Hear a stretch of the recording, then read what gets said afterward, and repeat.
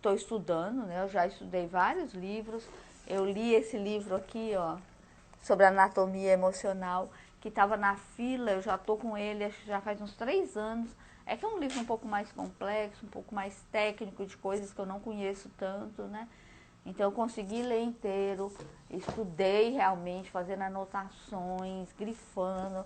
Agora eu tô lendo esse, ó, já tô assim para lá da metade, quase terminando. E que também está na fila faz tempo, que é um livro de Enneagrama, e que é um dos livros considerados complexo, porque ele fala de muitas, ele tem muita referência de outros autores. E eu quis ler o Anatomia Emocional primeiro, porque esse das 9 personalidades do Naranjo, ele faz referência, né, aos estudos do Reich e do Lowen, que esse livro é do Kellerman, mas ele traz muito a ideia do Reich e do Lowen, que fala do corpo, como que o corpo, né, influencia no nosso mundo emocional. Então, o Reich, né, não sei o quanto vocês são familiarizados, né, com a psicologia, mas um pouquinho só da história, né? O Reich é um sucessor do Freud, trabalhou com o Freud, e o Freud, a gente sabe, né, que o Freud, ele faz a análise, né, que é da psicanálise. Então, tem a história assim do divã, né, dele ficar o paciente fica de costa, né, para ele fica de costa para o paciente, ele não fica olhando, né, para o paciente. E a psicanálise é pela escuta. Então, o paciente vai falando, vai falando, vai falando, e de vez em quando o psicanalista vê é, alguma coisa importante na fala, né, daí ele pontua. Ou ele pontua falando, ou chamando a atenção, né, do cliente. De alguma forma ele pontua. Então, isso o psicanalista, o cliente, né, que vai fazer uma análise, ele vai fazendo um review, assim, da sua vida. Eu sei, assim, as coisas básicas, né, da psicanálise que eu estudei na faculdade. Eu nunca fiz uma formação de psicanálise, porque não é o que mais me atrai, né? Eu gosto muito dos trabalhos corporais. Eu fiz biodança, eu fiz DEP, né? Então, eu procurei as formações que mais relacionadas com o corpo, né? Como a gestalterapia e outras formações, né? A DEP, a biodança, é, fiz alguma formação de trauma, de constelação familiar, né? Que tem muito mais, que não é uma coisa só mental, né? Que inclui o corpo. Que eu acredito muito nessa junção, né? Mente e corpo. Então, assim, a psicanálise, eu acho assim, é, toda a honra ao Freud, né? Eu acho que ele criou uma coisa assim muito bonita e muito nova. Assim, ele saiu do zero, né? Ele deu realmente um pontapé inicial, né, na psicologia. E assim, escreveu muito. Eu honro muito o trabalho do Freud. Mas assim, não é o trabalho com que eu me identifico mais, né? Então, tá sendo muito legal, né? Ver o Enneagrama também com essa visão, né? Essa visão mais corporal. E o Reich, ele começou a perceber, né, que ele trabalhava com Freud, e ele começou a perceber como que os clientes do Freud muitas vezes iam bem, né? E daí tinha umas recaídas, né? E ele começou a perceber como que o corpo, né, influenciava no tratamento. E ele começou a caracterizar, né, a ver diferentes comportamentos em função do corpo da pessoa. E daí ele começou a estudar isso, né? Se você, como que poderia incluir o corpo? E daí ele fez, né? Ele escreveu também sobre isso. Na época, infelizmente, ele foi mal visto, né? Até hoje, né? Assim, o corpo não é, né? Assim, a gente tem a tendência a ver o corpo como uma coisa secundária. Eu acho que hoje tem mudado um pouco isso, mas isso foi assim muito tempo, né? Durante nossa vida, né? De colocar o corpo em segundo plano, né? Colocar o racional, né? A mente em primeiro plano. E o Reich não foi tão bem visto, né? Na época dele, foi até internado como doido, né? Como louco. Mas assim, felizmente, outras pessoas vieram, né, depois dele e resgataram, né, todo esse trabalho, esse conhecimento que ele iniciou a fazer. O Lowen cria, né, a bioenergética, então que é uma prática, né, psicoterápica corporal. E outras pessoas, né, hoje também trabalham, né, com isso, várias outras técnicas, né, vem ligar, né, o mundo emocional com o corpo. Todas as técnicas, né, da psicossomática fazem isso. E por que eu estou trazendo tudo isso, né? Eu estou trazendo tudo isso porque hoje a nossa lição, que a gente já está na lição 11, a frase da nossa lição é a seguinte, né? Os meus pensamentos sem significado estão me mostrando um mundo sem significado. Então, essa lição, ela traz a ideia de que os nossos pensamentos determinam o mundo que nós vemos. É mais ou menos o que a gente vem trabalhando e o que a gente vem desmistificando, né? Gente, aproveita e compartilha um pouco essa live, né? Manda um aviãozinho aí para os seus amigos, né? Só você clicar aí no aviãozinho, aparece uma lista de pessoas para você. Clica assim nos 3 primeiros, né? Que são as pessoas mais próximas, para chamá-las para cá. Vamos fazer assim uma rede, né, de crescimento, mostrar essas lives para mais pessoas. Eu tenho tentado gravar, né? Eu tenho, assim, quando o Facebook ou o Instagram deixa, eu tenho salvado as lives e eu vou colocar depois ou ela inteira ou parte dela, né? Que eu posso editar, eu vou colocar lá no YouTube. Depois, se vocês quiserem ver, rever alguma coisa, certo? Então, né? Eu tava falando, essa lição, né? Os meus pensamentos sem significado estão me mostrando um mundo sem significado. Ou seja, os meus pensamentos é que vão determinar o mundo que eu vejo. Isso dá uma chave, né? Para a gente lidar com o perdão. Vocês percebem isso? Diz para mim aí se vocês percebem isso. Porque assim, se os meus pensamentos, né, determinam o mundo que eu vejo, então o perdão, quando que eu preciso do perdão? Quando eu estou magoada. Eu fico magoada com o quê? Eu fico magoada com o que uma pessoa me diz, o que uma pessoa me faz, com assim, o comportamento, né, de uma classe de pessoas ou de uma pessoa específica.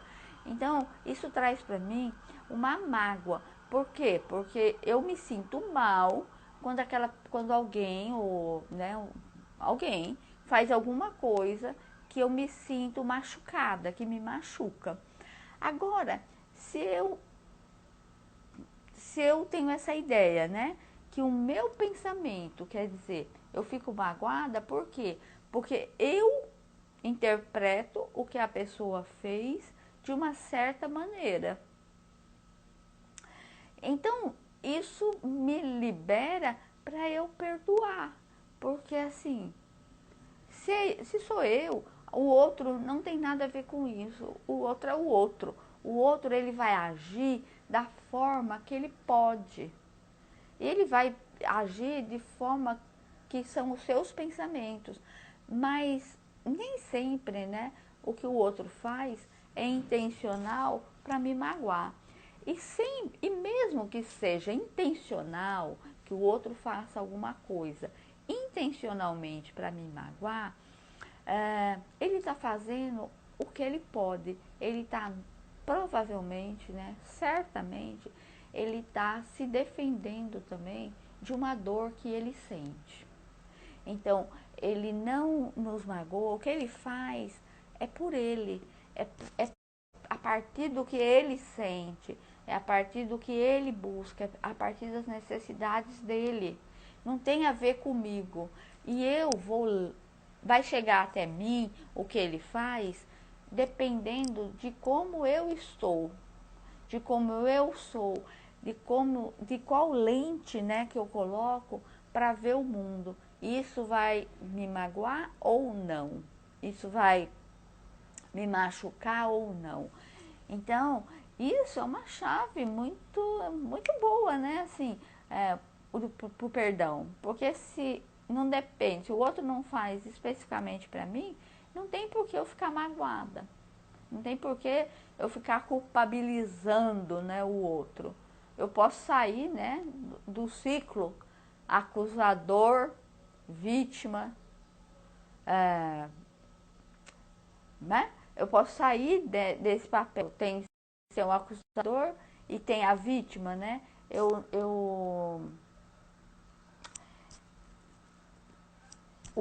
o vilão, né? Que é o triângulo, é o acusador, a vítima e o acusador, a vítima e o vilão. Então, o vilão faz as coisas, o acusador fala, olha, foi ele, não fui eu, né? E a vítima está sempre trazendo para mim, sou eu o culpado, sou eu a vítima, né? Ele fez para me magoar, coitadinho de mim. Então a gente sai desse lugar. A Soledade está dizendo, é verdade, quanto mais sensível estamos, maior é a mágoa. Quanto mais sensível a gente está, maior é a mágoa, com certeza. Por quê? Porque a mágoa não depende do que o outro faz, mas depende muito mais de como a gente recebe aquilo. Então, se a gente sabe que tudo é do nosso pensamento, a gente pode liberar. A gente não precisa, né, mais ficar na mágoa. E a gente pode liberar, né, o nosso sentimento, porque a mágoa, o perdão não é para o outro. O perdão é muito mais para a gente, né, para nós, do que para o outro. Quando a gente perdoa, a gente se libera. A gente não libera o outro, a gente libera a nós. A Vera está falando assim, a minha predisposição para receber as ofensas é que me magoa, me machuca. Vera, mas assim, é o auto-perdão também, né? Saber que nós somos predispostos, né? A gente tem uma predisposição para se magoar, porque pela nossa constituição. E a gente também, assim como a gente perdoa o outro, a gente também não pode ser o nosso vilão. E muito menos o nosso acusador.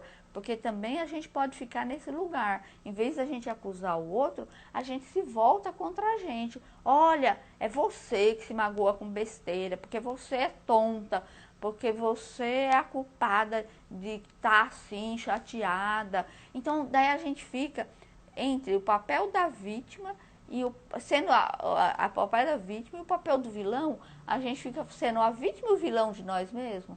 Porque você sabe, né? A gente tem vários eus dentro da gente. Então a gente tem muita gente, né, morando dentro da gente. Então, às vezes a gente pega, né, os vários papéis que a gente tem, né, os vários eus, e um fica acusando o outro. E um se coloca no lugar da vítima, o outro do acusador, o outro do vilão, né? Que faz, que cobra, né? Que exige. E tudo isso está dentro da gente. A verdade quando a gente perdoa, a sensação é de nos livrarmos de uma prisão que tínhamos construído para nós, verdade. É isso mesmo, o perdão é muito mais para a gente do que para o outro, libera muito mais a gente do que o outro. Nós tornamos nosso próprio acusador. Vamos sair, né, desse lugar. Eu acho assim, lembra quando eu falei, né, do saber de nos acolher, né, de nos cuidar? É a função materna que a gente aprendeu, né, com a nossa mãe ou com quem fez o nosso papel, a nossa função, né, que fez a função materna para nós. e a gente vai aprendeu, né, na infância, e hoje a gente faz para nós mesmos. Hoje nós somos nossos cuidadores, a gente se acolhe, a gente se coloca no colo muitas vezes, e a gente faz essa função de cuidar de nós mesmos.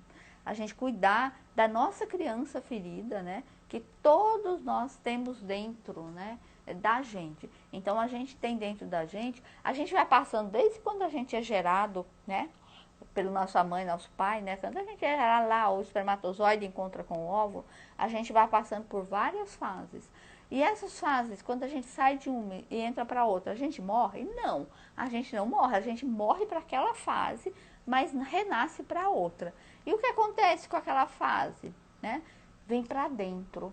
A gente pode não lembrar, mas o nosso sistema nervoso lembra. Por quê? Porque desde quando a gente é formado no útero da mãe, a gente já começa a se formar, né, o nosso sistema nervoso, e o nosso sistema nervoso ele vai registrando todas as nossas vivências, desde o útero até hoje. E vai registrando, e isso fica na onde? Fica dentro, fica interno. E esses registros são fixos? Não, não são fixos. A gente pode voltar e refazer esse registro. Mas para refazer esse registro, não é só a gente pensar naquilo, mas é a gente ir para aquela emoção, ir para aquele lugar, né, que a gente vivenciou naquela época.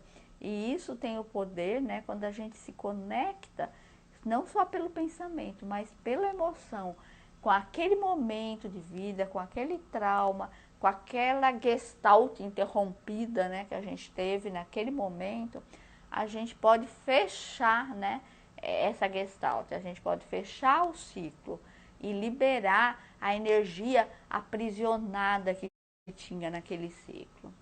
E é isso, né, que a gente busca fazer, né, em terapia, mas a gente pode fazer isso também lendo um livro, fazendo um curso, né? Tem várias maneiras da gente ir ressignificando a nossa vida e a gente mudando, né, esses pensamentos, essa forma de ver o mundo, esses óculos, né? A gente não precisa usar os óculos ao mesmo tempo, na vida inteira, né? Ou pelo menos se a gente usar o mesmo óculos, a gente limpa, né? Dá uma limpadinha nele para ficar desembaçado, e a gente pode ir, por exemplo, no Enneagrama, né? A gente diz que a gente pode visitar outras casas. A gente pode, lembra da imagem que eu fiz, né? Uma sala, né? Um quarto, um cômodo redondo com várias janelinhas. E o Enneagrama diz que que existem 9 personalidades. E cada personalidade está numa janela, olhando para a vida a partir daquele ângulo. Então, a gente pode visitar outras janelas. Por mais que a gente tenha uma fixa, um olhar fixo, um óculos, né, de uma cor, a gente pode mudar a lente. Então, a gente pode visitar outras casas e ver outras formas, né, outros ângulos da vida. É isso que a gente vem trabalhando, né, desde o início do livro. Que essas lições trazem isso de uma forma muito, assim, não vou dizer explícita, né? Mas de uma forma muito legal para a gente trabalhar isso no dia a dia. A Mazé está dizendo assim, é difícil lidar com eu, vítima e acusador. Precisa de muito tempo. Muito tempo e sabedoria, né? A sabedoria, o que é, né? Lembra que eu falei ontem que a gente tem o aprendizado, né? Que a gente aprende intelectualmente, depois a gente começa a fazer, né? Começa a praticar aquilo, e a gente pratica tantas e tantas e tantas e tantas vezes que a gente incorpora aquela prática. Pense aí nas coisas que você tem incorporado na tua vida. Pense assim em alguma coisa boa e em alguma coisa assim que não é tão legal, que você tem incorporado na sua vida. Assim, a gente tem muitas coisas, né? Desde as coisas práticas, né, que a gente faz, que a gente não precisa tudo que a gente faz e que a gente não precisa pensar num passo a passo para a gente fazer, aquilo está incorporado. Então, quando a gente aprende, a gente se abre para um novo conhecimento, né? Então, a gente aprende intelectualmente. A gente pode ler um passo a passo de como lavar louça, de como dirigir, de como andar de bicicleta. Então, tem um passo a passo, tem algumas linhas, né, de aprendizado, algumas etapas. E a gente pode ler e aprender intelectualmente sobre aquilo. Daí a gente vai para um outro lugar que a gente começa a praticar aquilo. E depois a gente pratica tanto, que a gente se torna mestre. Ou seja, aquilo está incorporado na gente e a gente pode ensinar para outras pessoas. A Taíla está falando assim, né? Não sei se é Taíla ou Taíla. Eu me sinto muito...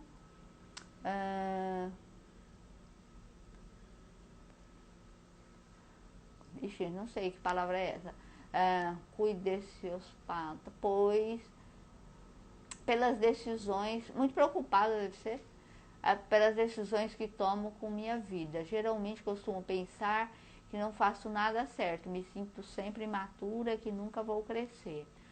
Pois é, Taíla, quando você pensa desse jeito, né, culpada desse jeito, achando que tá sempre imatura, que nunca vai crescer. Realmente, você está no lugar da criança, né? O teu lado adulto, né? Acho que é descuidada, a Vera está falando. Eu me sinto muito descuidada pelas decisões que tomo para minha vida. Faz sentido. Você está no lugar de quê? Do adulto, da criança, né? Porque, assim, o adulto, a gente se forma, né? O adulto, ele vai se formando. E no lugar do adulto, a gente cuida da nossa criança. Então, assim, é interessante você ver, né? De que idade você tem quando você fala isso, né? Eu sinto que eu não vou crescer, eu sinto que eu não cuido de mim, né? Da onde vem essa fala, né?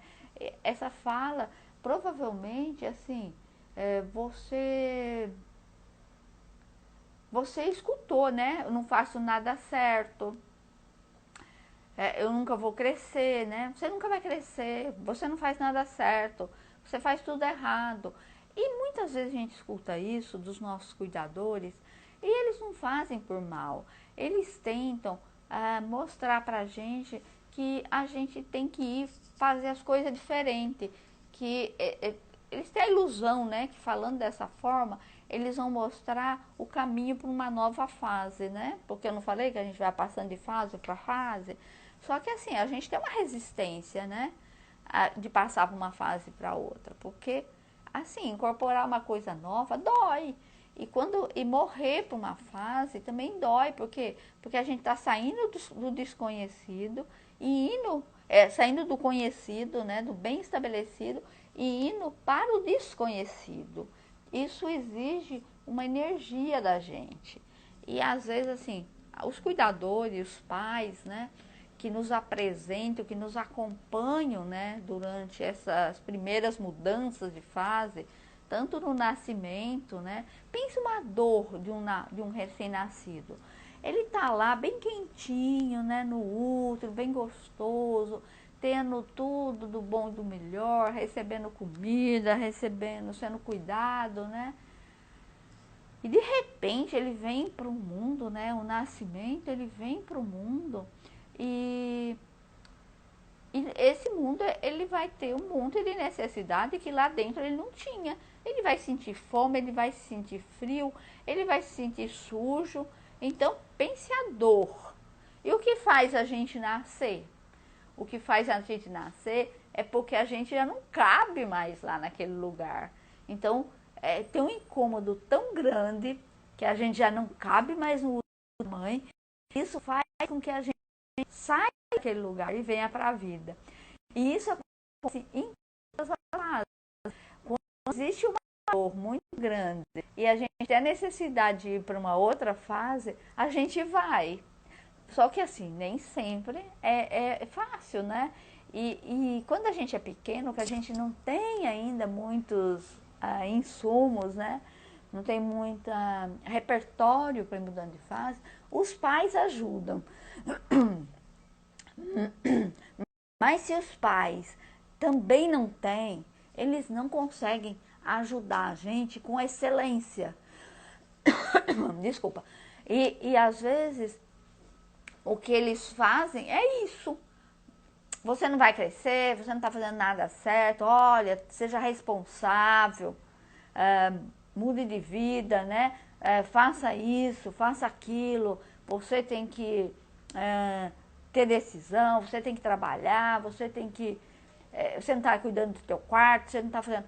Então, começa a fazer, e isso vem desde cedo, né? Às vezes a criancinha, assim, que ainda não sabe, né?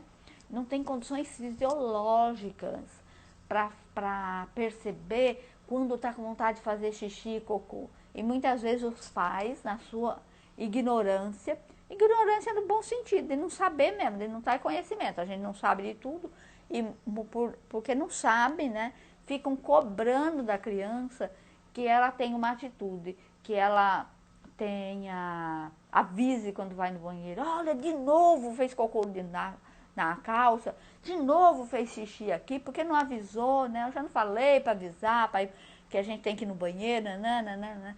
Só que essa criança, ela não tem, o sistema nervoso dela não está maduro o suficiente para ela perceber que está na hora dela ir no banheiro, que ela está sentindo vontade de ir no banheiro.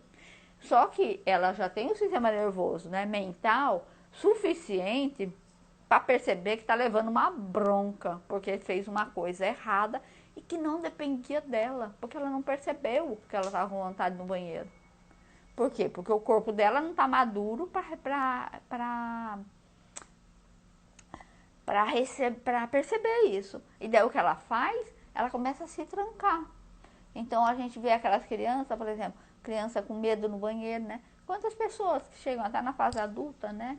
E traz um monte de traumas, um monte de coisas relacionado com isso. Eu sou uma que eu demorei muito para conseguir ir no banheiro, né, fazer cocô em outros lugares que não fosse a minha casa. E quantos de nós tem esse problema que quando viaja, tranca? Quer dizer, como é que essa parte, né, foi significado, né, na nossa vida? Porque a gente pode não lembrar, mas o nosso sistema nervoso lembra. Por quê? Porque tudo é registrado. Deixa eu ver aqui as horas, né, para não me perder. Então, a gente passa na vida basicamente assim por 4 fases, né? E a Soledade está dizendo que eu ainda sou assim. Pois é, Soledade, revise aí, né? Dê os seus comandos, né? Que hoje você é adulta e a gente pode. Porque como eu comecei a falar, né? A gente passa por 4 fases na vida. Uma é quando o espermatozoide encontra com o óvulo. Então, a gente traz DNA da mãe e DNA do pai. 50% mais ou menos cada um, que se encontram e que vão formar, né, o primeiro ovo. E esse ovo está em algum lugar. Ele já recebe os estímulos do ambiente. Então, tem o DNA e daí começa a ter influência do ambiente intrauterino. Então, a gente passa 9 meses dentro da mãe, no mundo intrauterino, que também o nosso sistema nervoso ali já está funcionando e registrando coisas que a gente vive ali dentro. Então, tem a influência do DNA, tem a influência do mundo intrauterino, né? Que toda a mãe sente alguma coisa, sente uma emoção, isso passa para o filho. Passa como? Passa fiolosamente. Por quê? Porque quando a gente sente uma emoção, toda nossa fisiologia muda.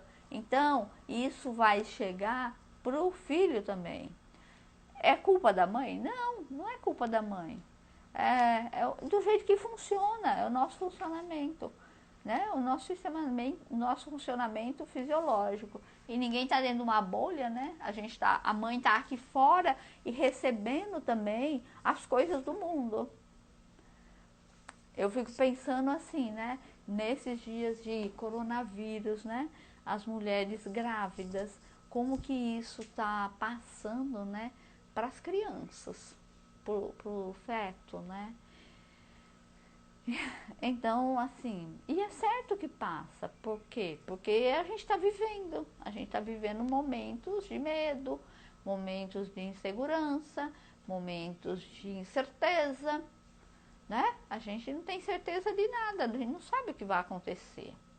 A gente espera que aconteça o melhor, né? A gente está cuidando para isso, mas que são momentos de incerteza, são. Então, esse mundo intrauterino é registrado. E depois a gente nasce. Depois que a gente nasce, tem a infância, né? A infância, que tudo que a gente vai aprendendo na infância também está registrado.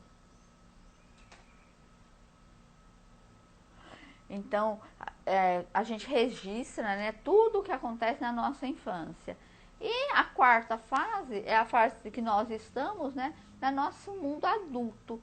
Hoje em dia, a gente pode se relacionar com essa criança, né, e conversar com ela. Por exemplo, se a nossa criança internalizou, eu não vou fazer nada certo, eu não vou crescer, eu sou incapaz, eu tenho medo disso, eu tenho medo daquilo, né, como que foi?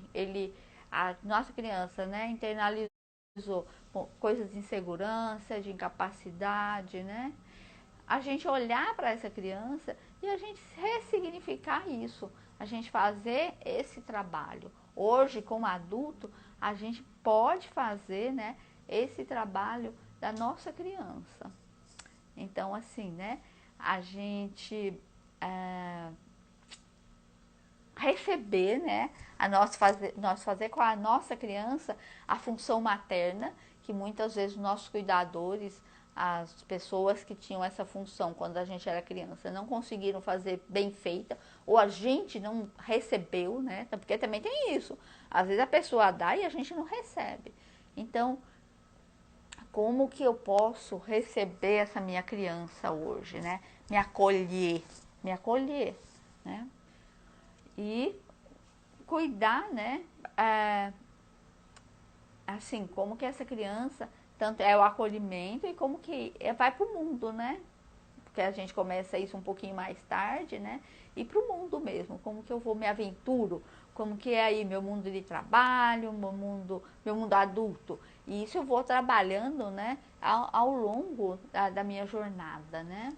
Deixa eu ver aqui os comentários de vocês. Então, eu já me cobrei muito, a Mazé tá falando. Hoje tô tendo mais paciência comigo, procurando ser mais feliz. Muito bem, Mazé, muito bem, é isso mesmo.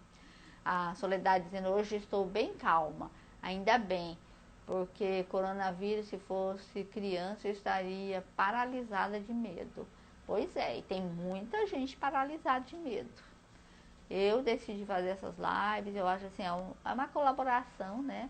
Pra gente vir aqui conversar, a gente fazer uma meditação, se acalmar, começar a ver outras coisas na nossa vida, trazer uma luz, né? Trazer essa luz interna que todo mundo tem, todos nós temos uma luz interna, né? Que é a nossa essência divina. Eu acho muito legal, ou quando o Padre Domingos explica, como cada um recebe, né? Cada um desenvolve uma personalidade diferente. Então, como que é que a gente desenvolve? Então, Deus dá para cada um uma vela acesa, né? Para cada essência. Então, cada um de nós traz uma essência com a gente quando a gente nasce. Só que para cada um, ele dá uma vela maior, que essa é a nossa essência, né? Que é a nossa essência, né? A gente tem tudo, a gente traz tudo junto com a gente, mas a gente traz uma essência, né, maior, uma coisa maior que é nossa. E para proteger essa essência é que eu desenvolvo a minha personalidade. Então, assim, tudo que eu falei, o mundo intrauterino, o mundo da infância, né, o do adolescente, tudo vai influenciar na nossa personalidade? Vai, mas não vai determinar. O que determina a nossa personalidade, a nossa maneira de ver o mundo, é a nossa essência, é o que nós trouxemos, né, já com a gente quando a gente nasce. Então, dependendo da nossa essência, vai ser o óculos que nós vestimos para ver o mundo, que qual é a função desse óculos? É nos proteger. Então, essa é a função maior, né, do nosso modo de ver o mundo. Então, a gente olha para o mundo por uma janela, que depende da nossa essência, e a gente age daquela forma para a gente se proteger. Então, quando a gente toma essa consciência e a gente vê que é possível olhar por outros ângulos e que a gente pode continuar bem, né, continuar protegido, isso amplia a nossa consciência, amplia a nossa visão sobre nós mesmos, certo? Então, era isso, né, assim, que eu queria trazer. Vamos fazer a nossa meditação, porque o tempo passa rápido. Então, eu vou deixar, né, a frase da nossa lição 11. Dani, tu que está entrando agora, Josi, vocês vai ficar gravado, né, lá nos stories. Depois você entra lá e vê, assim, se você quiser, sobre o que as coisas que nós conversamos, né? A frase de hoje é: os meus pensamentos sem significado estão me mostrando um mundo sem significado. Então, a ideia é que meus pensamentos, né, com que eu dê um significado para o mundo. Então, nesse exercício, a gente vai fechar os olhos, pensar nisso, né, que os meus pensamentos, né, sem significado estão me mostrando um mundo sem significado, e daí eu abro e durante 1 minuto eu olho para as coisas e dizendo, né, que os meus pensamentos é que estão me mostrando esse mundo. Então, tudo que eu vejo no mundo é função do meu pensamento. É a mesma, como eu já falei, né, esse livro ele vem construindo, né, esse pensamento. Ele vem construindo, né, uma forma da gente ir contando para a gente mesmo, né, como que o mundo que a gente vive é determinado, né, pelos nossos pensamentos, né, que tem uma influência muito grande, que a gente não vê a coisa em si, mas tudo que a gente vê é determinado pelos pensamentos, que existe, né, dependendo das nossas experiências de vida e dessas fases que eu falei, né, do DNA, do mundo intrauterino e do mundo de infância e da forma como eu significo hoje, né, qual a minha relação, né, com a minha criança aqui dentro. Por quê? Porque dependendo dessa relação, eu posso mudar aí algumas chaves, né, e começar a pensar diferente e ver o mundo de forma diferente. Mudar é possível, não só possível, mas a gente está mudando todos os dias, de acordo com as nossas vivências. Então, o que é preciso, né, é a gente intencionar fazer as mudanças que nos fazem bem. Porque tem gente que vai piorando, né? Nosso objetivo é melhorando, né? A gente fazer as coisas, né, mudar alguns parâmetros nossos, algumas formas de pensar, para ficar cada vez melhor. Melhor no sentido de ter uma vida mais significativa, com mais prazer, né? Com mais felicidade, com menos cobrança, com menos culpa, menos dor, né? E com menos sofrimento, né? Menos sofrimento. Então, esse livro, né, nos ajuda a fazer isso. Eu vou deixar a frase lá no Instagram, né, no meu feed. Daí você entra lá, se você quiser ler antes de fazer a lição, precisa querer, Mandinha, é isso mesmo. Precisa querer e mobilizar a energia para fazer, né? Tudo começa com a nossa decisão, né, de fazer. Obrigada, Marília. A Vera, então é melhor refletir sobre meus medos? É também isso? Também, Vera. Mas assim, refletir, mais do que refletir, porque refletir, assim, às vezes a gente acha que é só no sentido de pensar. Não é pensar sobre, né? É sentir, é entrar em contato. E quando a gente entrar em contato, a gente começar a se conscientizar, a contar pra gente mesmo que pode ser diferente. É a gente se questionar. Esse medo é real? Eu tenho que fazer alguma coisa aqui. Sei lá, né? Esse medo é real. Muitos medos são desproporcionais. Por quê? Porque foi um medo que a gente instalou, né, no nosso hardware. Ontem a gente falou sobre isso, né? A gente instala as coisas no nosso hardware e daí esse software fica lá rodando, né? Enquanto a gente tem que desinstalar. Então, que hardware estão instalados, né, dentro de mim, na minha mente, no meu cérebro? E como que eu posso desinstalar, né? É isso. Vamos meditar? Vamos meditar 5 minutos. Senta direitinho. Oi, Glaucio, bem-vindo. Quanto tempo, que felicidade ter você aqui. Esse projeto faz parte no estudo de um livro. O Glaucio é um grande amigo meu. Só deixa eu contar para ele. Glaucio, desse livro aqui, né? Um curso em milagres. Então, todo dia a gente faz uma live e a gente faz uma lição. Se você quiser participar, a gente está aqui todos os dias, às 7 horas. A gente conversa um pouquinho sobre o que tem né, de um entendimento psicológico dessa lição. O Glaucio é psiquiatra. A gente está conversando sobre essas lições. Cada dia a gente faz uma e a gente medita durante 5 minutos. A gente já está indo para a nossa meditação, né? Mas essa live, né, vai ficar salva se você quiser ver depois lá nos stories, né? E se você puder compartilhar, né, com as pessoas, né, como você é psiquiatra, eu imagino como deve ter gente, assim, meio apavorado hoje, né? Esse projeto é justamente para acolher essas pessoas e fazer alguma coisa diferente, né?